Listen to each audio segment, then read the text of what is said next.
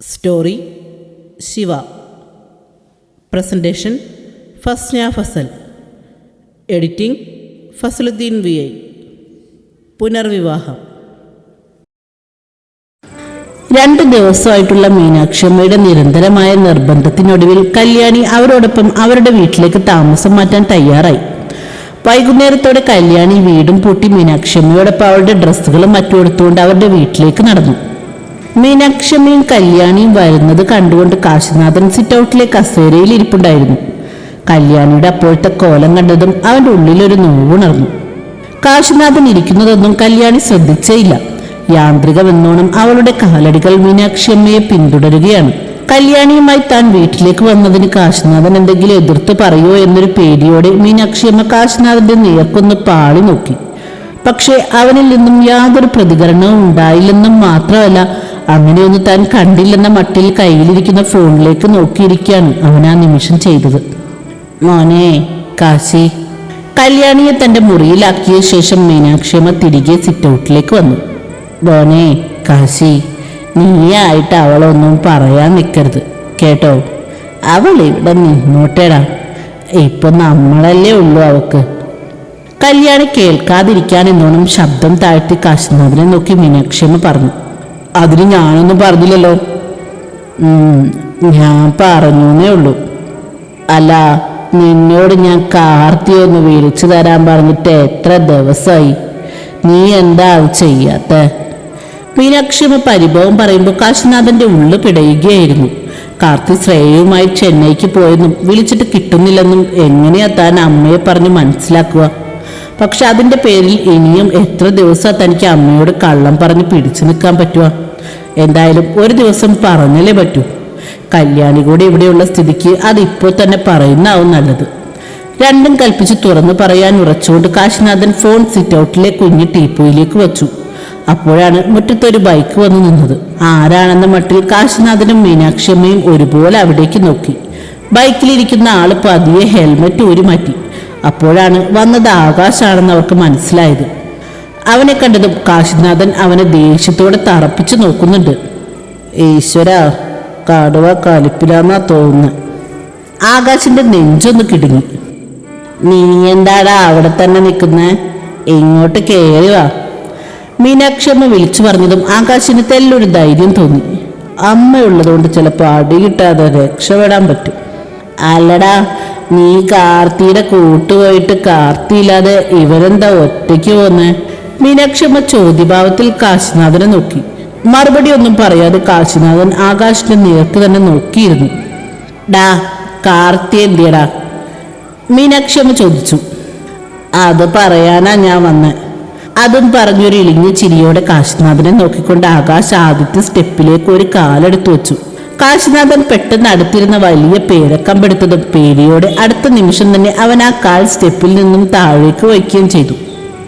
കാശിനാഥൻ പക്ഷെ അത് ശ്രദ്ധിക്കാതെ പേരക്കമ്പ് നിലത്ത് കുത്തി പതിയെ എഴുന്നേറ്റു. ഓ ഭാഗ്യം, അപ്പൊ തല്ലാനല്ലേ? ഒരു ദീർഘനിശ്വാസം എടുത്ത് മനസ്സിൽ പറഞ്ഞുകൊണ്ട് ആകാശ് പതിയെ സിറ്റൗട്ടിലേക്ക് കയറി.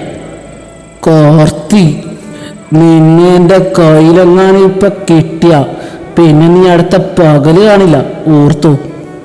ബാംഗ്ലൂരിൽ നിന്നും തിരികെ നാട്ടിലേക്കുള്ള ട്രെയിനിലിരിക്കുമ്പോൾ പത്മനാഭന്റെ ഉള്ളിൽ കാർത്തിയോടുള്ള പക എരിയുകയായിരുന്നു. ശ്രേയെ കാണാൻ ബാംഗ്ലൂർ എത്തിയതാണ്. ശ്രേയ ഹോസ്പിറ്റലിൽ നിന്നും മിസ്സിംഗ് ആയ വിവരം ശരണ്യ പറഞ്ഞ് പത്മനാഭൻ അറിഞ്ഞു. അയാൾ ഹോസ്പിറ്റലിൽ തിരക്കിയപ്പോൾ ശ്രേയയെ ഡിസ്ചാർജ് ചെയ്തിരുന്നു എന്നാണ് അറിയാൻ കഴിഞ്ഞത്. അതോടെ സംശയം തോന്നിയ പത്മനാഭൻ ശരണ്യയും ഗായത്രിയും നല്ല രീതിയിൽ തന്നെ ചോദ്യം ചെയ്തു. പക്ഷെ അവരൊന്നും വിട്ടുപറയാൻ തയ്യാറായില്ല. അതിനിടയിലാണ് കാർത്തി നാട്ടിലില്ലെന്ന വിവരം പത്മനാഭൻ അറിയുന്നത്. അതോടെ പത്മനാഭന്റെ സംശയം കൂടുതൽ ബലപ്പെടുകയാണ് ഉണ്ടായത്. ശ്രേയയുടെ മിസ്സിങ്ങും കാർത്തി നാട്ടിലില്ലാത്തതും കൂട്ടി വായിച്ചപ്പോൾ ശരണ്യയും ഗായത്രിയും മാറി മാറി വിശദമായി തന്നെ ഒരു ചോദ്യം ചെയ്യൽ അയാൾ നടത്തി. അന്നേരമാണ് കാർത്തി ഹോസ്പിറ്റലിൽ വന്നിരുന്നു എന്ന സത്യം അയാൾക്ക് അറിയാൻ കഴിഞ്ഞത്. പേടിച്ചിട്ട് ഗായത്രിയായിരുന്നു ആ കാര്യം അയാളോട് വെളിപ്പെടുത്തിയത്. പക്ഷെ കാർത്തിയും ശ്രേയയും എവിടേക്കാ പോയതെന്ന് മാത്രം എത്ര ചോദിച്ചിട്ടും അവർ പറഞ്ഞില്ല. തങ്ങൾ അറിയാതെയാണ് കാർത്തി ശ്രേയയും കൊണ്ട് ഹോസ്പിറ്റലിൽ നിന്നും പോയതെന്നും പേടിച്ചിട്ടാണ് തങ്ങൾ ഈ കാര്യം ആദ്യം പറയാതിരുന്നതെന്നുമാണ് ശരണ്യയും ഗായത്രിയും അയാളോട് പറഞ്ഞത്. എന്തുകൊണ്ടോ പത്മനാഭൻ അത് വിശ്വാസമാവുകയും ചെയ്തു. അതോടെ അയാൾ അയാളുടെ ബാംഗ്ലൂരുള്ള സുഹൃത്തുക്കൾ വഴി അവിടെ എല്ലാവരും അന്വേഷണം നടത്തി. പക്ഷേ നിരാശയായിരുന്നു ഫലം. കാർത്തിയെയും ശ്രേയയും കുറിച്ച് യാതൊരു അറിവും അവർ വഴി അയാൾക്ക് കിട്ടിയില്ല. അതേ തുടർന്നാണ് അയാൾ നാട്ടിലേക്ക് തിരിക്കാൻ തീരുമാനിച്ചത്. കാശിനാഥൻ അറിയാതെ എന്തായാലും കാർത്തി എവിടെയും പോവില്ലെന്ന് അയാൾക്ക് ഉറപ്പുണ്ടായിരുന്നു. അതുകൊണ്ട് തന്നെ കാശിനാഥനെ കാണാൻ തീരുമാനിച്ചുറപ്പിച്ചുകൊണ്ട് കൂടിയായിരുന്നു നാട്ടിലേക്കുള്ള അയാളുടെ വരവ്. ആകാശ് നടന്നതെല്ലാം പറഞ്ഞു കഴിഞ്ഞതും മീനാക്ഷിയമ്മ കരച്ചിലും നിലവിളിയുമായി. അമ്മേ, അമ്മ പേടിക്കുന്ന പോലെ ഒന്നും ഉണ്ടാവില്ല. ചെന്നൈയിൽ അവൻ സേഫാ. മീനാക്ഷിയമ്മയെ സമാധാനിപ്പിക്കാൻ എന്നോണം ആകാശ് പറഞ്ഞു. ശരിയാമ്മേ, അവളെയും കൊണ്ട് അവൻ ഇവിടെ വന്ന് നിൽക്കുന്നതിലും നല്ലത് ചെന്നൈയിൽ നിൽക്കുന്നത് തന്നെയാ. മീനാക്ഷിയമ്മയെ സമാധാനിപ്പിക്കാൻ എന്നോണം കാശിനാഥനും പറഞ്ഞു. മിണ്ടരുത്, നീയും ഇത് അറിഞ്ഞു വെച്ചോണ്ടായിരുന്നല്ലേടാ ഇത്രയും ദിവസം എന്നോട് ഓരോ കള്ളം പറഞ്ഞത്. മീനാക്ഷിയമ്മ കാശിനാഥന്റെ നേർക്ക് കയർത്തുകൊണ്ട് ചോദിച്ചതും മറുപടി പറയാനാവാതെ കാശിനാഥൻ മുഖം കുനിച്ചു. അപ്പോഴും മീനാക്ഷിയമ്മയുടെ മിഴികൾ തുളുമ്പിക്കൊണ്ടിരുന്നു. എൻ്റെ അമ്മേ, ഞാൻ പറഞ്ഞിട്ടൊന്നുമല്ല അവൻ അങ്ങോട്ട് പോയത്. പോവരുതെന്ന് ഞാൻ അവനോട് ആവുന്നതും പറഞ്ഞു നോക്കിയതാ. പക്ഷെ അവൻ കേട്ടില്ല. പിന്നെ ഞാനെന്ത് ചെയ്യാനാ? വയ്യാത്ത ഈ കാലം വെച്ചുകൊണ്ട് ബാംഗ്ലൂർ വരെ പോയി എനിക്ക് അവനെ കൂട്ടിക്കൊണ്ടുവരാൻ പറ്റുമോ? ദേഷ്യത്തോടെ പറയുമ്പോഴും അവന്റെ വാക്കുകൾക്കിടയിൽ സങ്കടവും ഒളിഞ്ഞു കിടപ്പുണ്ടായിരുന്നു. സന്ധ്യയോടെ പത്മനാഭൻ ഇറങ്ങേണ്ട സ്റ്റേഷനിൽ ട്രെയിൻ എത്തി. തന്റെ ബാഗ് എടുത്തുകൊണ്ട് പത്മനാഭൻ പതിയെ പ്ലാറ്റ്ഫോമിലേക്ക് ഇറങ്ങി. പത്മനാഭനെയും കാത്ത അയാളുടെ ഡ്രൈവർ അപ്പോൾ കാറുമായി സ്റ്റേഷന്റെ പുറത്ത് റോഡ് സൈഡിലുണ്ടായിരുന്നു. താൻ വരുന്ന വിവരം പത്മനാഭൻ ഡ്രൈവറെ വിളിച്ചറിയിച്ചതിനെ തുടർന്നാണ് കാറുമായി ഡ്രൈവർ എത്തിയത്.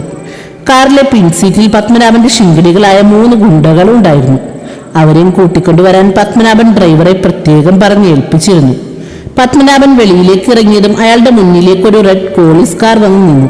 പത്മനാഭൻ കയ്യിലിരുന്ന ബാഗ് പിന്നിലിരുന്നവർക്ക് കൊടുത്ത ശേഷം ഫ്രണ്ടിലെ ഡോർ തുറന്ന് കോ ഡ്രൈവർ സീറ്റിലേക്ക് കയറിയിരുന്നു. വണ്ടി ആ കാശിനാഥന്റെ വീട്ടിലേക്ക് വിട്, ഡ്രൈവറുടെ നേർക്ക് നോക്കിക്കൊണ്ട് പത്മനാഭൻ പറഞ്ഞു. കേട്ടപാടെ ഡ്രൈവർ വണ്ടി തിരിച്ച് നേരെ കാശിനാഥന്റെ വീട്ടിലേക്ക് വിട്ടു. രാത്രി ഭക്ഷണം കഴിച്ച ശേഷം ഹാളിലെ സോഫയിലിരുന്ന് ടിവിയിലെ വാർത്തകൾ കാണുകയാണ് കാശിനാഥൻ. മീനാക്ഷിയമ്മ അവരുടെ മുറിയിൽ കല്യാണിയോടൊപ്പം ഇരിക്കുന്നുണ്ട്.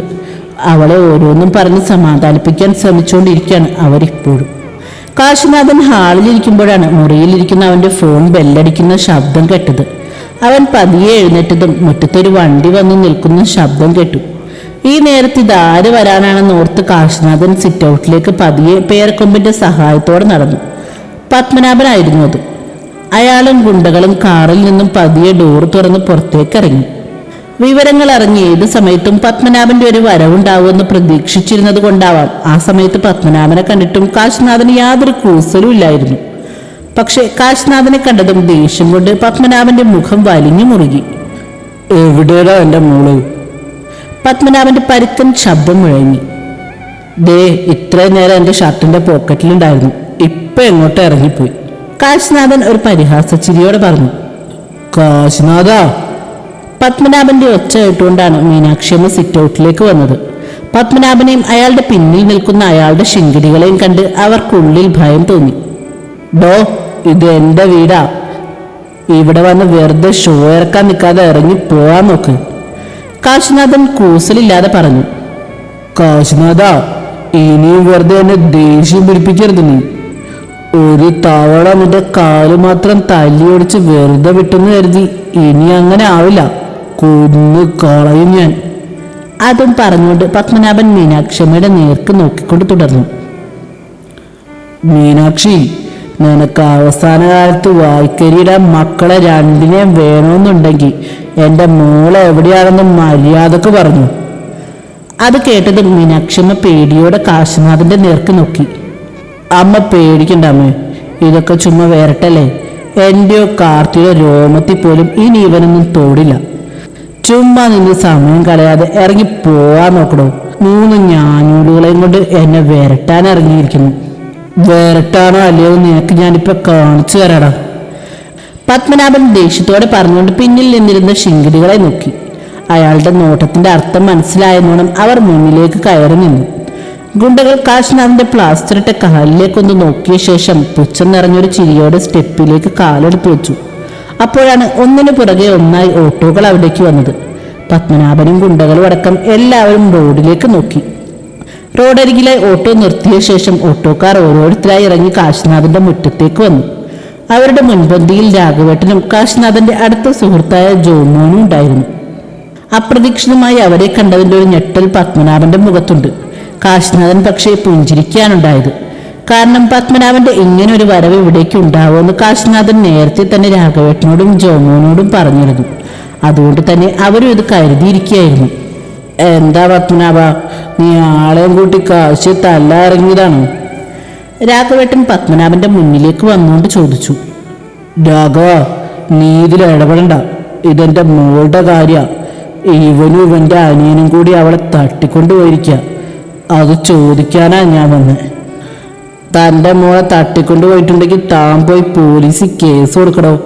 അല്ലാതെ രാത്രി 2 പെണ്ണുങ്ങളും കൂടി ഉള്ളിടത്ത് വന്ന് ഗുണ്ടായിസം കാണിക്കല്ല വേണ്ടത്, രാഘവേട്ടൻ പത്മനാഭനോടായി പറഞ്ഞു. പത്മനാഭൻ ദേഷ്യത്തോടെ കടപ്പല് ഞെരിച്ചുകൊണ്ട് ജോമോനെയും അവന്റെ പിന്നിലുണ്ടായിരുന്ന മറ്റ് ഓട്ടോക്കാരെ നോക്കി.